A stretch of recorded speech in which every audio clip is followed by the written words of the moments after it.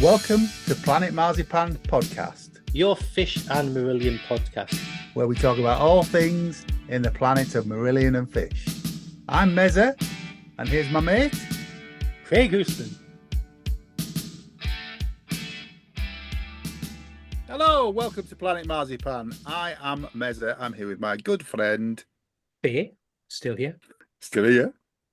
And we welcome back Mikey Kay. Hi. Andrew Barnsley Wood. Hello. And Martin Jakubski. Hello. Hello. And we're here to talk about Warm Wet Circles for one of our Charting the Single mini pods. And I'll read from Wikipedia. Warm Wet Circles is a song by the British neo-prog band Marillion. It is the third single from their fourth studio album, Clutching at Straws, released on the 26th of October 1987. Warm Wet Circles peaked at number 22 in the UK singles chart, becoming the band's 9th top 30 hit in a row and remained on the chart for 4 weeks. The music video featured footage from the band's concert in Lorelei in West Germany on the 18th of July 1987. And the B-side is a live recording of White Russian and another track from Clutching at Straws. Incommunicado. Well, it is, but it doesn't say. Yeah, the 12-inch version additionally contains a version of Incommunicado from this concert. In Argentina, the single was published under the Spanish title Círculos Húmedos y Cálidos.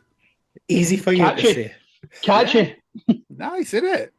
And a CD replica of the single was also part of the collector's box set released in July 2000, which contained Marillion's first 12 singles. As was Sugar Mice and Incommunicado, obviously, as well. We didn't say that yet, mate. Yeah. So, Warm Wet Circles. Remix. Yeah, well, is it? It says it is, but not massively. Well, it's just, they've just kind of changed the end, haven't they? Yeah, it's just like a piano, like outro.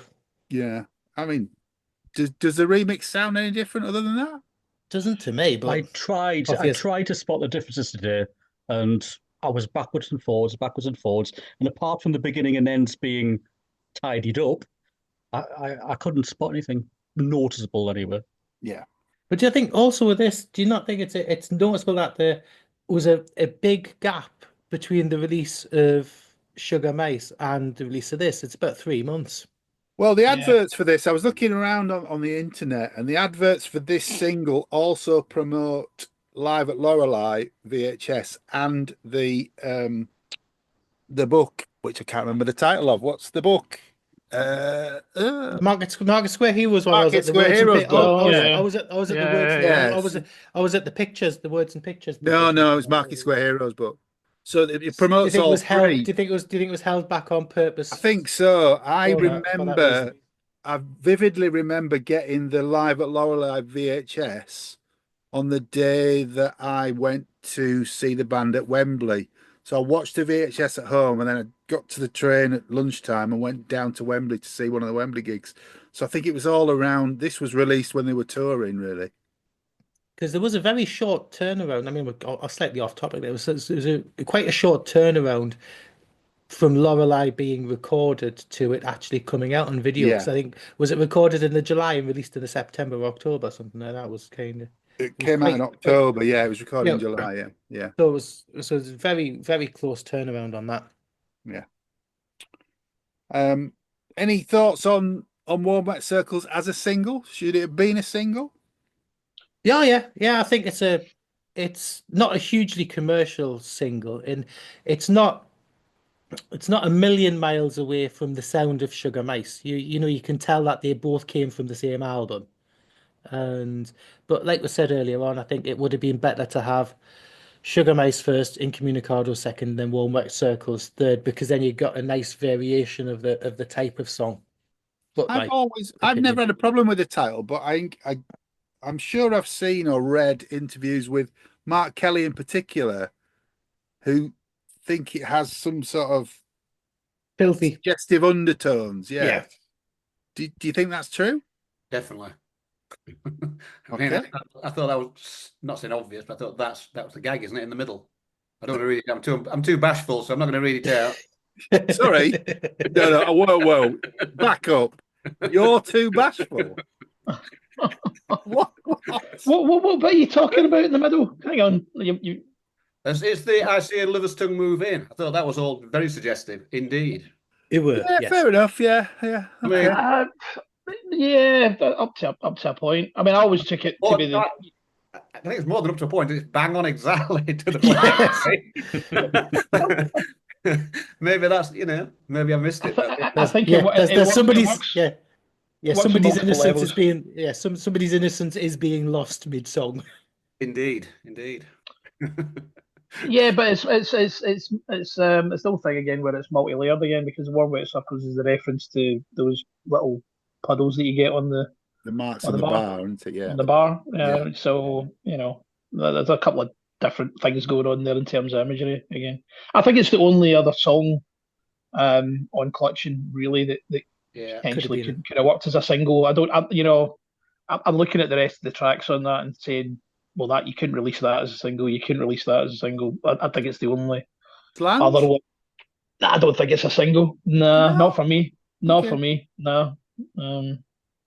It's probably a bit too. Can't believe Protest anybody says Miss Lunge.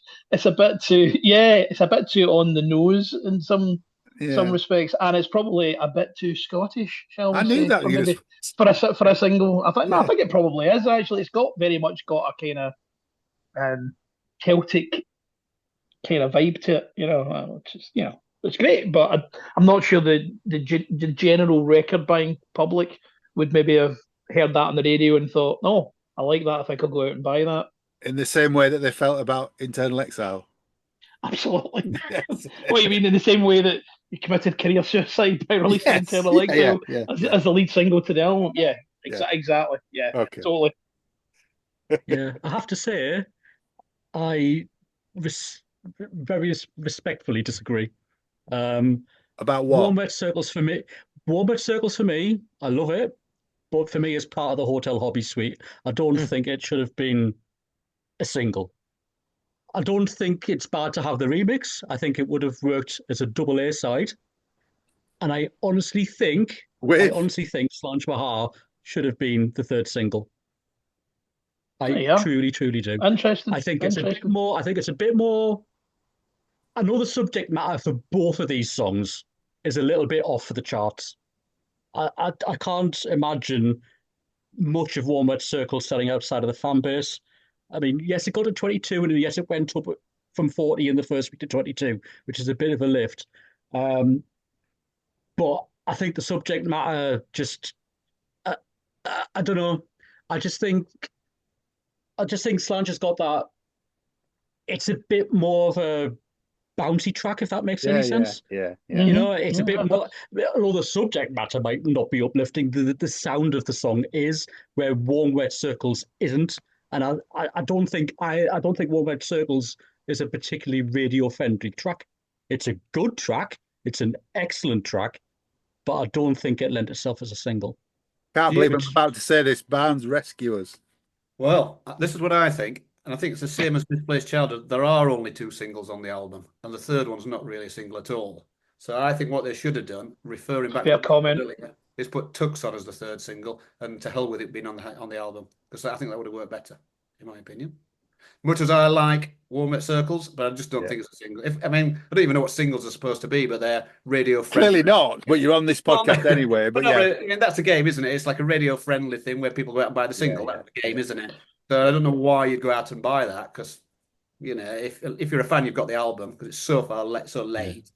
Apart from maybe the picture disc and things like that, you go down that route, I guess. You know. I think it's taken us all this time to realise that Mikey's right. Then. Don't remember that. Well, at this point, what they should have done is they should have brought out the greatest hits. And Tucson should have been the single. No, if you think about it, they've had 4 albums with Fish. And the following year they took out a B-sides album, which I think could have been held back for further down the road. But I think if they put out the greatest hits, put Tucson on as a single, and what I would have called the greatest hits package would have been This Is the Story So Far, which would have then back into having Slange as a third There was single. a Canadian promo called that, wasn't there? Yeah, there was. Yeah. Was there? Yeah. Oh, well, Yeah. there you go. They obviously had it right. But That's besides something you've never themselves, said. You've never said that. yeah, besides themselves only came out because Fish left though. That Yeah, Thieving yeah, yeah, Magpie absolutely, were only- absolutely. It was a bit of a cash grab, Yeah. Yeah. but a blatant attempt at a cash grab. Whether it actually worked or not as a cash grab, I don't know so much. But no, I think Barnes was quite right when he said the thing like reflective of Misplace. There's really only 2 singles on it, and the third one is an engineered attempt to get a third single in it. But you know what you were talking about, Barnes, where you're saying that, what's a single meant to be? It's meant to be kind of radio friendly and I stuff don't like really, that. I mean, because I've read, even when I was a child, I never really bought that many singles, and I never really No, got no, that. You know what I mean? I wasn't. I'm not. I was just meaning what you said there about what is a single meant Yeah. to be like. Well, the thing is, the majority of Marillion singles, probably up to Kaylee, Yeah. none of them were particularly radio friendly. I mean, Garden Party's not a radio friendly No. song. He knows it's not a radio friendly At song. all. If you think about the era where these singles were released, they were Yeah.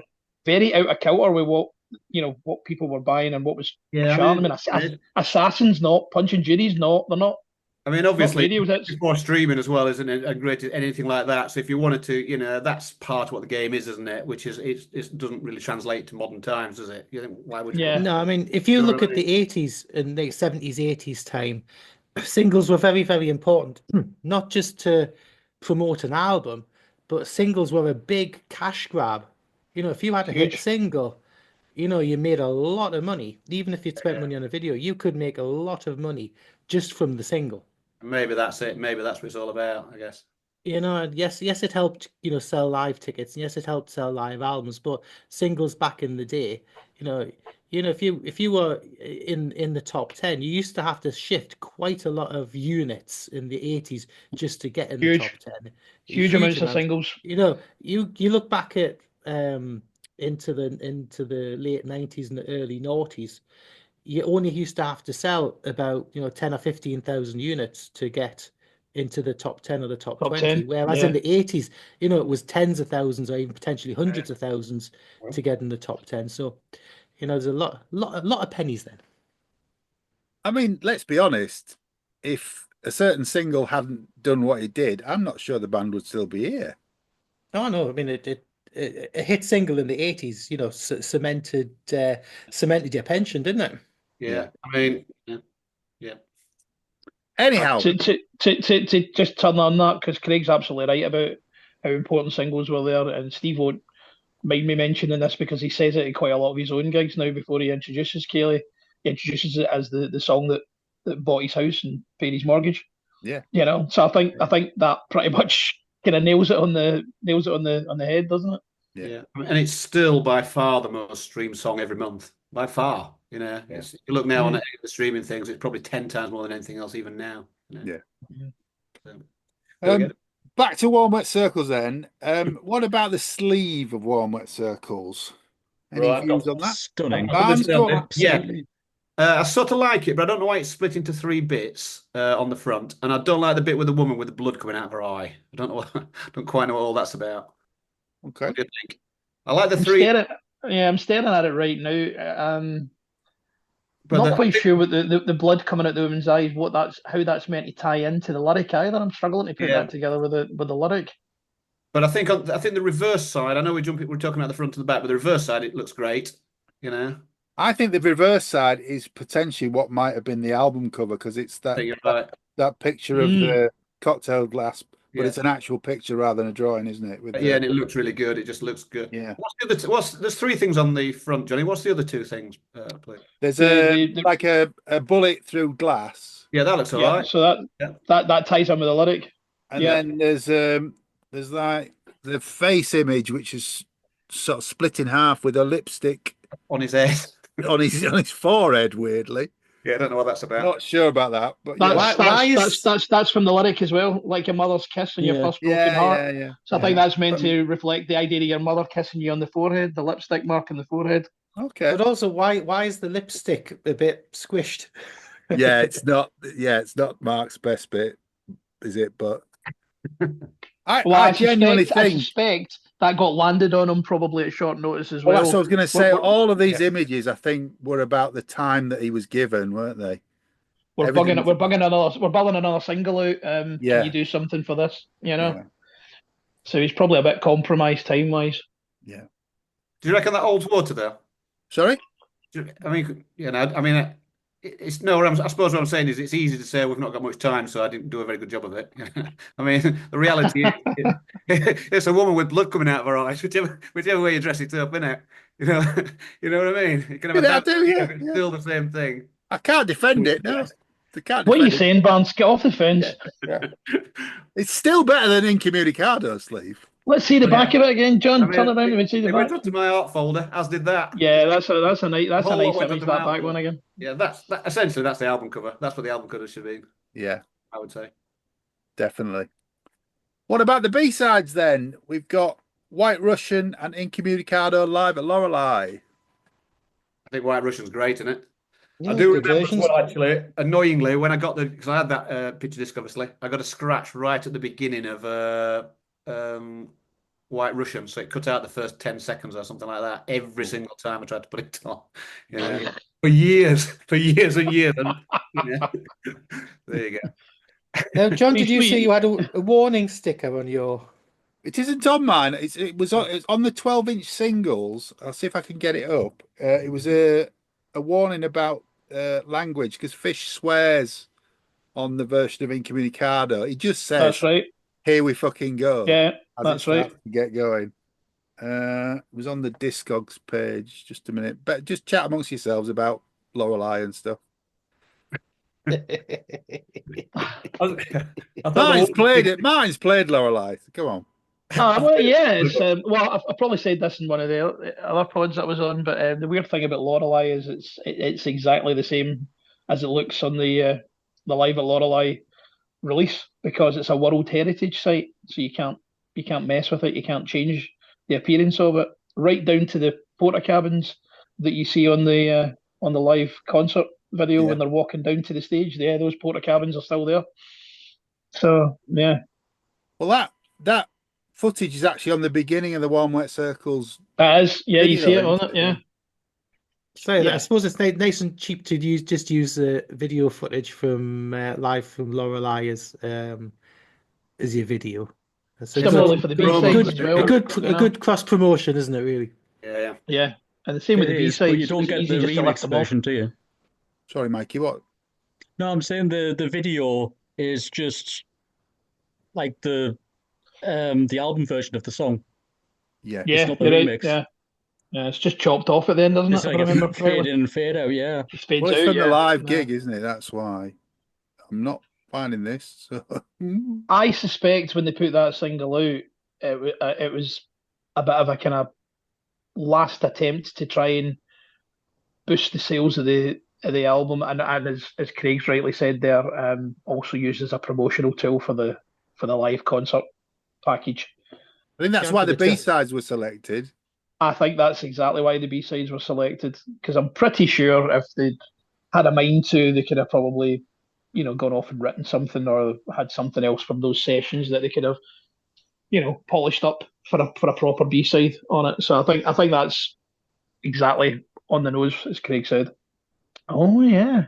So the sticker on the 12-inch said, it's just a white sticker that says, "Warning, this record contains material which may cause offence."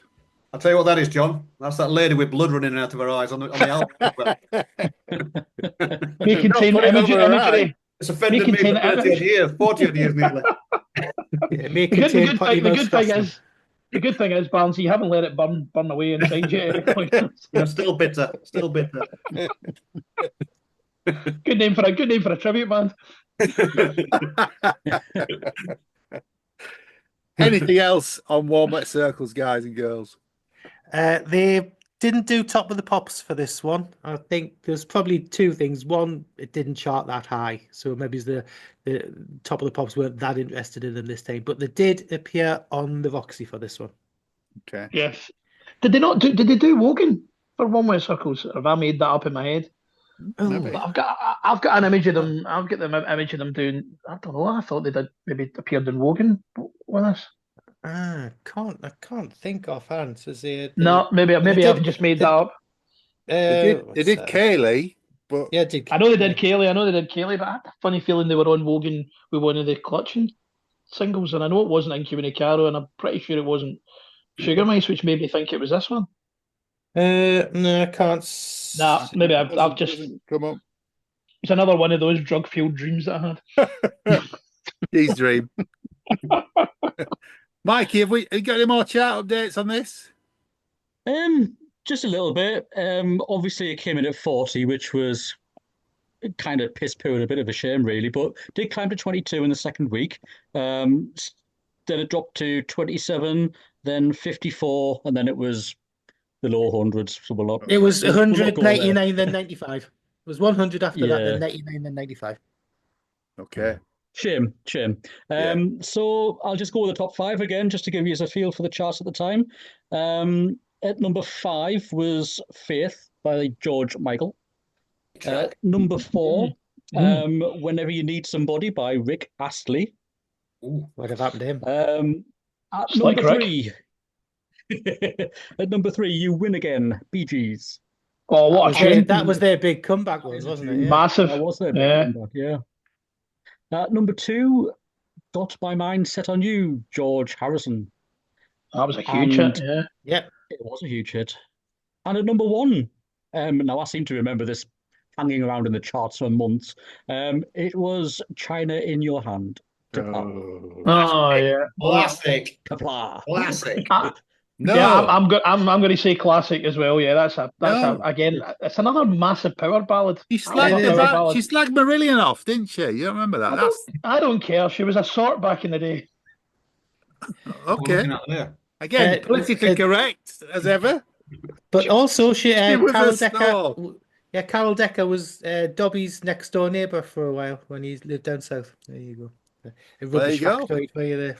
Barnes, rescue us with a fun fact. Well, yeah, just in case you missed it on the previous episodes, I've been trawling this deep think AI thing for facts that Johnny and Wikipedia or Craigipedia Budget AI.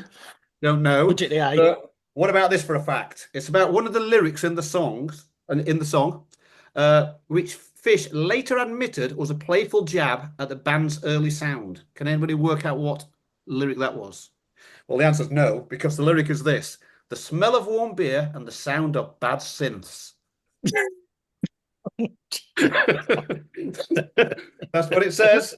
Must be true. Was that not the early working title for the album? I think it might have been, yeah. I think it might have been. Yeah.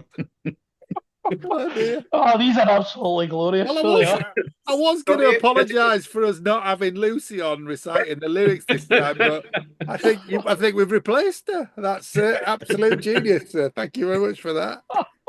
It's absolute genius that it's bollocks.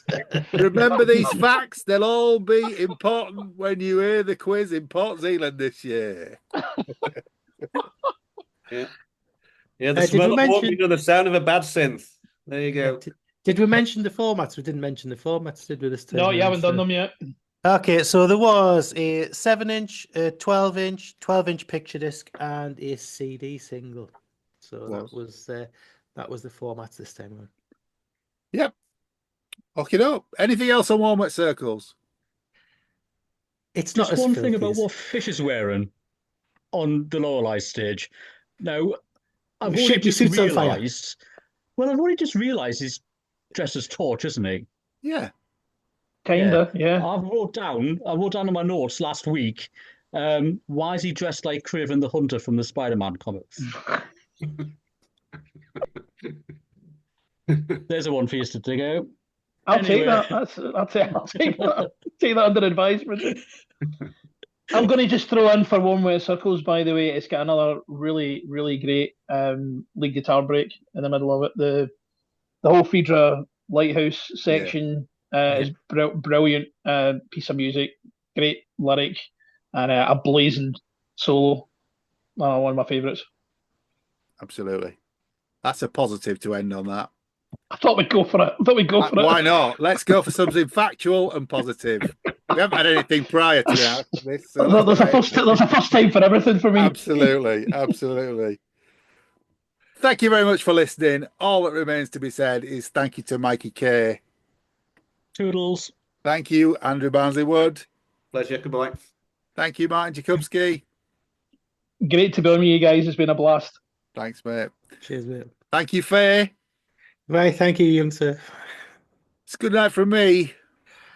And it's good night from them. Take care. And stay alive. Yay! Thanks for listening to Planet Marzipan Podcast. Please like and subscribe from whichever platform you get your podcasts from. You can contact us at planetmarzipanpodcast@gmail.com and check out marillion.com, fishmusic.scot for all the good stuff.